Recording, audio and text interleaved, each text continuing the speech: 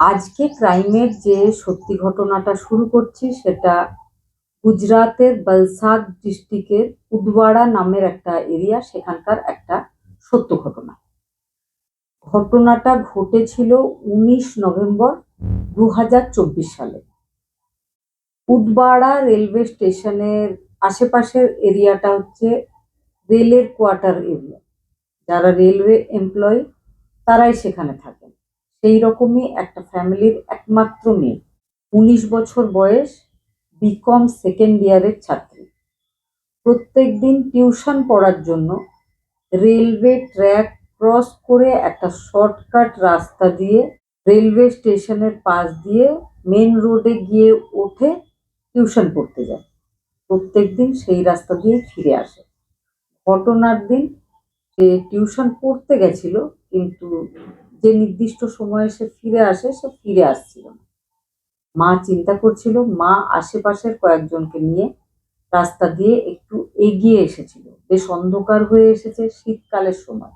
নিজেদের বাড়ি থেকে 200 মিটার দূরেই ছিল রেলওয়ে স্টেশন। 100 মিটার মতো এগিয়ে আসতেই তারা মেয়েকে রাস্তায় পড়ে থাকতে দেখেছিল। ছুটে মেয়েটার কাছে এসে যখন তাকে জাগাবার চেষ্টা করে, বুঝতে পারে মেয়েটা আর বেঁচে নেই। শরীরের জামা কাপড়ের অবস্থা দেখে বোঝা যায় যে মেয়েটার সাথে রেপ হয়েছিল। সঙ্গে সঙ্গে সেখানে জমা হওয়া লোকজনেরা পুলিশকে, রেলওয়ে পুলিশ, আরপিএফকে খবর দিয়েছিল। আরপিএফ আসে, বডিটাকে নিয়ে টেস্টের জন্য পাঠায়। বডির কাছে পড়েছিল একটা কালো রঙের পিঠে নেওয়া ব্যাগ। মেয়েটার ছিল না সেটা। তখন ধরে নেওয়া হয় যে যে অপরাধী এই মেয়েটার সাথে এই নির্মম ঘটনা ঘটিয়েছে, ব্যাগটা হয়তো তার। সঙ্গে ছিল একটা সোয়েট শার্ট, সাদা কালার। ব্যাগটাকে খুলে দেখা হয়েছিল, তাতে দুটো জামা ছিল, দুটো প্যান্ট ছিল, একটা মোবাইল চার্জার ছিল। ব্যাগটা বা ব্যাগের ভেতরের জিনিসপত্র দেখে পুলিশের মনে হয়েছিল মেয়েটার সাথে যে এই ঘটনা ঘটিয়েছে সে এই এলাকার বাসিন্দা নয়। হয়তো সে স্টেশনে এসেছিল কোথাও যাওয়ার জন্য, বা কোথাও থেকে এসে এই স্টেশনে নেমেছিল। পুলিশ এবার তদন্ত শুরু করে। স্টেশন এরিয়ার বিভিন্ন সিসিটিভি ক্যামেরার ফুটেজগুলো চেক করা হয়েছিল। পুলিশ কিন্তু কোনো ক্লু খুঁজে পায়নি। যে সময়টাতে ওই ঘটনা ঘটেছিল বলে মনে হয়, তার কিছুক্ষণ আগে সমস্ত এরিয়ার সিসিটিভি ফুটেজ চেক করা হচ্ছিল, বিশেষ করে অন্যান্য যে স্টেশন এরিয়া রয়েছে। কারণ পুলিশের মনে হয় যখন সে স্টেশনে এসেছে, যদি অন্য কোথাও থেকে এসে থাকে তাহলে নিশ্চয় অন্য কোনো স্টেশনে তাকে দেখা যেতে পারে। হয়েছিল ঠিক তাই। কিছু দূরের অন্য একটা স্টেশনে তাকে ওই সোয়েট শার্টটা পরে আর ওই কালো রঙের ব্যাগটা পিঠে নিয়ে ঘোরাঘুরি করতে দেখা গেছিল। পুলিশ আরো একটা বিষয় খেয়াল করেছিল, সেটা হচ্ছে যে ছেলেটা পিঠে ব্যাগ নিয়ে ওই সোয়েট শার্ট পরে হাঁটছিল, সে খুঁড়িয়ে খুঁড়িয়ে হাঁটে, মানে পায়ে তার কোনো অসুবিধা রয়েছে, একজন বিকলাঙ্গ মানুষ। পুলিশ সিসিটিভি ফুটেজ থেকে সেই বিকলাঙ্গ ছেলেটার একটা ফটো, ফেসের ফটো বের করেছিল। সেই ফটোটা ওই এরিয়ার আশেপাশের এরিয়ার বিভিন্ন থানায় আর জেলে সার্কুলেট করা হয়েছিল। জানতে চাওয়া হয়েছিল যে এই চেহারার কোনো অপরাধীর ব্যাপারে তাদের জানা আছে কিনা। রাজস্থানের যোধপুর জেল থেকে খবর পাঠানো হয়েছিল যে এই ছেলেটার নাম রাহুল জাট। মে 2024 পর্যন্ত সে ওই জেলেই বন্ধ ছিল। ট্রাক চুরি করার অপরাধে তাকে জেলে রাখা হয়েছিল। তার অ্যাড্রেস হরিয়ানার রোহতক জেলায়। পুরো অ্যাড্রেসটাও পুলিশকে সেখান থেকেই পাঠানো হয়েছিল। পুলিশ এবার ওই ছেলেটা, মানে রাহুল জাটের বাড়ি গিয়ে পৌঁছেছিল। সেখানে গিয়ে রাহুলের ভাই অমিত আর মা রীনা দেবীর সাথে পুলিশ দেখা করে। রীনা দেবী একজন বিধবা মহিলা, নিজের 2 ছেলেকে নিয়ে থাকতেন। তবে রীনা দেবী বলেছিলেন বেশ কিছু আগে কয়েক বছর আগে তারা নিজেদের ছেলেকে তেজ্যপুত্র করে বাড়ি থেকে বের করে দিয়েছেন, কারণ সে চুরি আর বিভিন্ন রকম লুটপাটে জড়িয়ে থাকতো। তাকে মাঝে মধ্যে জেলেও যেতে হতো। পুলিশ এবার হতাশ হয়ে ফিরে এসেছিল গুজরাট। তারপরে পুলিশ বিভিন্ন পুলিশ স্টেশনে আর বিভিন্ন ট্রেনের হকারদের কাছে জানিয়েছিল, ফটোটা সার্কুলেট করেছিল, বলেছিল এই চেহারার খুঁড়িয়ে চলা কোনো মানুষকে কেউ কোথাও দেখলে যেন ইমিডিয়েটলি পুলিশ স্টেশনে খবর দেওয়া হয়। আরপিএফ আর প্রত্যেকটা হকার কিন্তু চোখ রেখেছিল স্টেশনে যাওয়া আসা করা প্রত্যেকটা খুঁড়িয়ে চলা মানুষের ওপর। 10 দিন পর 24 নভেম্বর 2024 বান্দ্রা রেলওয়ে স্টেশনের একজন হকার বলসাড় পুলিশ স্টেশনকে কল করেছিল। কল করে জানিয়েছিল যে এক্ষুনি সেই চেহারার ছেলেকে খুঁড়িয়ে চলা ছেলেটা ট্রেনে উঠতে দেখা গেছে। বান্দ্রা থেকে ভুজ যাওয়ার ট্রেনে সে উঠেছিল। পুলিশ টিম সেখানে এসে পৌঁছায়, কিন্তু সেই সময় ওই ট্রেনটা ছেড়ে চলে গেছে। এবার পুলিশ টিম ওয়াপি বলে একটা রেলওয়ে স্টেশন যেখানে ওই ট্রেনটা যাবে সেখানে জানিয়ে দিয়েছিল, ট্রেনটার নাম জানিয়ে দিয়েছিল।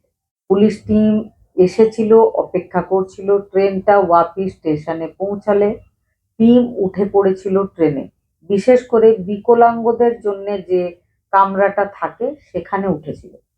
উঠে সেই ছেলেটাকে তারা সামনে দেখতে পেয়েছিল। 30 বছর বয়স ছিল তার। তাকে অ্যারেস্ট করে পুলিশ নিয়ে গেছিল। 5,000খানা সিসিটিভি ফুটেজ আর 4খানা পুলিশের টিম তৈরি করা হয়েছিল এই রাহুল জাটকে ধরার জন্য। রাহুল জাট অ্যারেস্ট হয়, তারপর শুরু হয়েছিল রাহুল জাটের জিজ্ঞাসাবাদ। জিজ্ঞাসাবাদের সময় পুলিশ যেটা জানতে পেরেছিল সেটা শুনে পুলিশ অবাক হয়ে গেছিল। তার জিজ্ঞাসাবাদের পরে পুলিশ জানতে পারে যে 19 নভেম্বরের ওই ঘটনার আগে সে আরো 2খানা রেপ আর মার্ডার অলরেডি করে ফেলেছিল। যেটার জন্য তাকে খোঁজা হচ্ছিল সেটা ছিল তার 3 নম্বর রেপ আর মার্ডার। প্রথম যে রেপটা সে করেছিল সেটা 20 অক্টোবর 2024-এ, তারপরেরটা 25 অক্টোবর 2024-এ, তারপরে 3য় নম্বর যেটা এতক্ষণ ধরে বলছিলাম সেটা ছিল 19 নভেম্বরে। তারপরে সেখান থেকে সে আন্ধ্রপ্রদেশ গেছিল, সেখানে আবার 25 নভেম্বরে সেম একই রকম ভাবে রেপ আর মার্ডার করেছিল। 19 নভেম্বর সে সিকান্দ্রাবাদ রেলওয়ে স্টেশনে পুনা থেকে কন্যাকুমারী যাওয়ার একটা ট্রেনে, একটা দাঁড়িয়ে থাকা ট্রেনে বিকলাঙ্গদের কামরায় একটা বিকলাঙ্গ মহিলার সাথেই সেম ঘটনা ঘটিয়েছিল। 4খানা রেপ অ্যান্ড মার্ডার কিন্তু ওইভাবেই ট্রেনের কামরাতে সব লোকজন নেমে যাওয়ার পরে কোনো না কোনো বিকলাঙ্গ মহিলার সাথে সে এই ঘটনা ঘটিয়েছিল, তারপরে তার মার্ডার করে দিয়েছিল। শুধু 3 নম্বর ওই যে মেয়েটার সাথে সে ওই ঘটনা ঘটিয়েছিল সেটাই সে কিন্তু স্টেশনের পাশের একটা নির্জন এরিয়াতে করেছিল।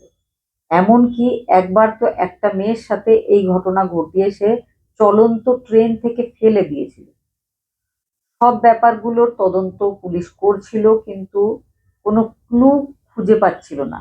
এই ক্ষেত্রে কিন্তু সে নিজের ব্যাগ আর সোয়েট শার্টটা খুলে ফেলে রেখে গেছিল, যার জন্য পুলিশের সুবিধা হয়েছিল তাকে ধরতে।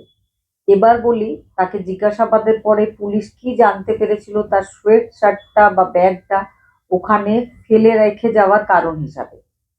পুলিশকে সে বলেছিল সে মুম্বাই যাওয়ার জন্য ট্রেনে উঠবে, ট্রেনের অপেক্ষা করছিল ওই স্টেশনটাতে। ট্রেন অনেক লেট ছিল, সেই জন্য সে হাঁটছিল। হাঁটতে হাঁটতে সে স্টেশনের একদম শেষ প্রান্তে গিয়ে পৌঁছেছিল।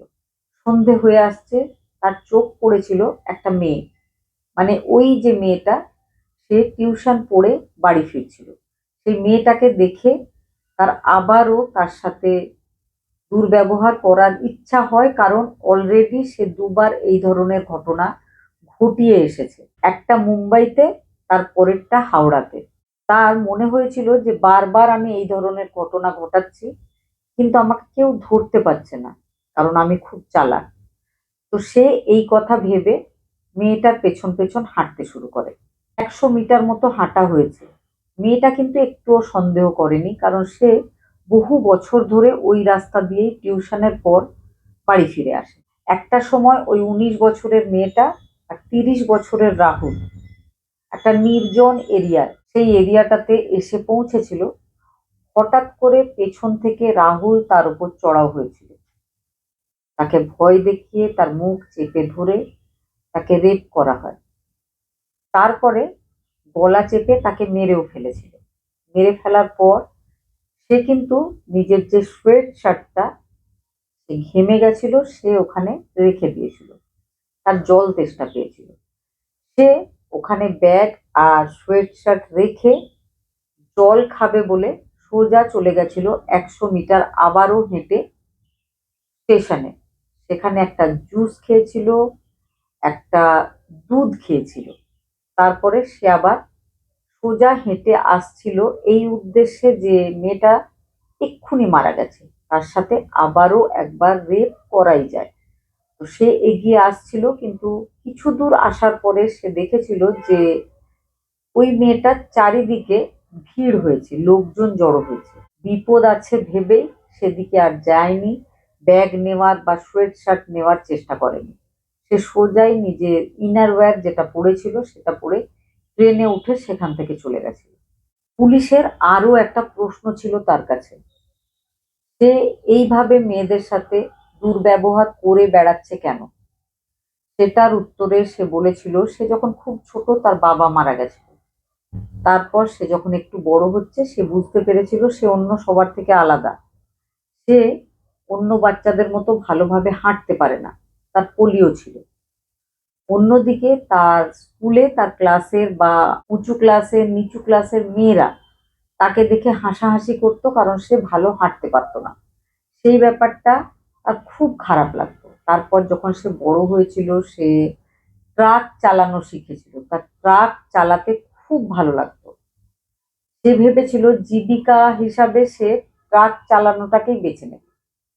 সে কাজের জন্য যতবার কোনো গাড়ির মালিকের বাড়িতে বা ট্রান্সপোর্টারের কাছে গেছে সবাই তাকে রিজেক্ট করেছে, কারণ সে পায়ে ভালোভাবে হাঁটতে পারতো না। এই ব্যাপারটাতে তার ভীষণ রাগ হয়। সেই জন্য সে তারপর থেকেই ট্রাক চুরি করা শুরু করে। সে বলে আমাকে ট্রাক চালাতে দিচ্ছ না, আমি তোমাদের ট্রাক চুরি করে ফেলবো। সে মোট ১২খানা ট্রাক চুরি করেছিল। শেষবারে সে ধরা পড়েছিল, আর সেই জন্যই সে রাজস্থানের যোধপুরের জেলে বন্ধ ছিল। আর মেয়েদের সাথে এই ঘটনা সে ঘটিয়ে চলেছিল, কারণ মেয়েদেরকে তার একদম ভালো লাগতো না।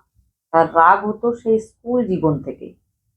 তবে প্রথমবার বিকলাঙ্গদের কামরায় বসেছিল, ভিড় একদম ছিল না, সবাই নেমে যায়। সামনেই বসেছিল একজন মেয়ে, সেও বিকলাঙ্গ। তার উপর চড়াও হয়ে তার সাথে দুর্ব্যবহার করে তাকে মেরে ফেলার পরেও যখন তাকে কেউ ধরতে পারেনি তখন তার সাহস বেড়ে গেছিল।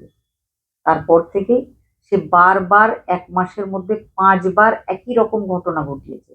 শুধু এমন ঘটনা ঘটিয়েছে নয়, সে প্রত্যেকটা ভিকটিমকে মেরেও ফেলেছে। ঘটনাটা শোনার পরে যদি কোনো বক্তব্য থাকে অবশ্যই কমেন্টে জানাবার চেষ্টা করবেন। ভালো থাকবেন, সুস্থ থাকবেন।